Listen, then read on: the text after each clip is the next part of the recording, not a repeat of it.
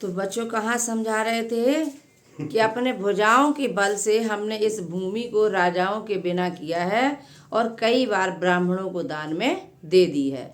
सहस बाहु भुज छेदन हारा परस बिलोक महीप कुमारा। हे राजकुमार, महीप यहाँ राजा का पर्यायवाची है।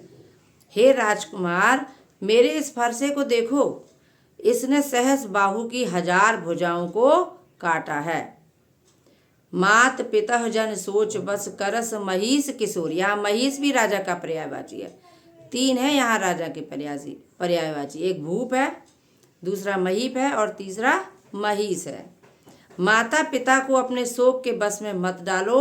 हे राजकुमार, गर्भन के अर्भक दलन परस मोर अति घोर। मेरे फरसे की आवाज़ इतनी घनघोर है कि इससे गर्भ में बैठे बच्चे भी नष्ट हो जाते हैं। समझ आ गया बच्चों? यहाँ जगह जगह अनुप्रास अलंकार है और दोहा छंद है, चौपाई छंद है, अवधि भाषा का प्रयोग किया गया है। समझ आ गया बच्चों? अब तीसरा पद निकाल लो। तीसरा पद कौन सा है? निकालो भाई, फटाफट निकालो। यहाँ तो उन्होंने लक्ष्मण जी ने अपनी तारीफ में बताया है, परशुराम जी ने भी अपनी तारीफ की है, ठीक है ना। अगला है तुम तो काल हाक जन लावा।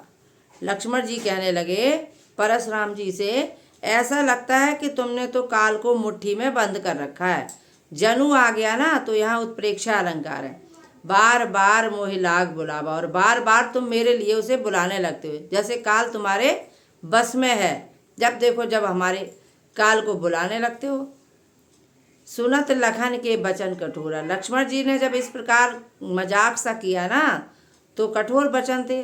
जब इन कठोर वचनों को सुना तो परस सुधार धरेउ कर घोरा। परशुराम जी ने फिर अपने फरसे को उठाया संभाल करके और घनघोर आवाज करते हुए बोले, अब जन दे ये दोष मोए लोगू। अब कोई भी मुझे दोष मत देना। कटुबादी बालक बद जोगू। ये कड़वे वचन बोलने वाला बालक निश्चय ही वध करने के योग्य है। बाल बिलोक बहुत में बाँचा। बच्चा समझ करके मैंने इसे बहुत बचाया। अब यह मरण हार भा साँचा। पर सचमुच में अब तो ये मरने वाला है। कौशिक कहा क्षमी अपराधु। यहाँ कौशिक किसे कहा गया है? विश्वामित्र जी को। विश्वामित्र जी कहने लगे इस बालक के अपराध को क्षमा कर दो। बाल दोष गुण गनह न साधु। जो साधु पुरुष होते हैं, जो सज्जन पुरुष होते हैं, वो कभी बच्चों के गुण और दोषों की गिनती नहीं करते। खर कुठार में अकरुण को हूँ। खर कुठार में अकरुण को ही आगे अपराधी गुरुद्रोही। परशुराम जी फिर कहने लगे ये हमारा जो कुठार, कुल्हाड़ा, फरसा, कुछ भी कह सकते हो, कुल्हाड़ी, ये दुष्ट है। खर माने दुष्ट है, और ये कोई क्रोधी भी है, और कभी भी अकरुण, ये किसी पर करुणा नहीं दिखाती। ये जो हमारी कुल्हाड़ी है ये किसी पर करुणा नहीं दिखाती। अगर फरसा बोलोगे तो लिखोगे कि ये जो हमारा फरसा है ये किसी पर करुणा नहीं दिखाता। और फिर हमारे आगे तो गुरु से द्रोह करने वाले अपराधी खड़े हुए हैं। जिसने भी शंकर जी का धनुष तोड़ा है वो हमारा द्रोही है। उतर देत छोड़ो बिन मारे। बोले कौशिक, केवल कौशिक सील तुम्हारे। हे विश्वामित्र जी, तुम्हारे स्वभाव की वजह से ये अब हम इन्हें बिना मारे, बिना उत्तर दिए छोड़े देता हूँ।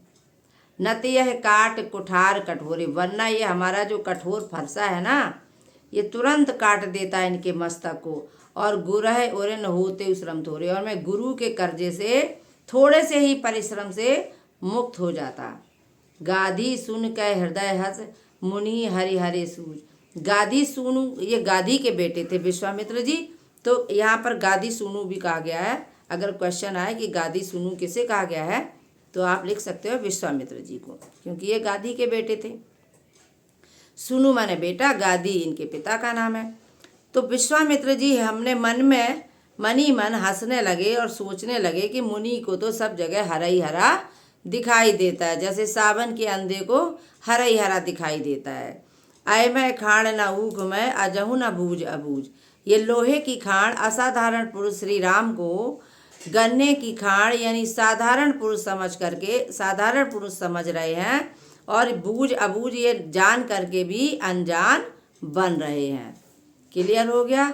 यहाँ भी बार बार पुनरुक्ति प्रकाश अलंकार है, जनु आ गया तो प्रेक्षा अलंकार है, और जहाँ एक से अक्षर है वहाँ पर अनुप्रास अलंकार है। समझ आ गया। यहाँ काल को बार बार क्यों आवाज लगा रहे हैं परशुराम से? किसने कहा ये काल को बार बार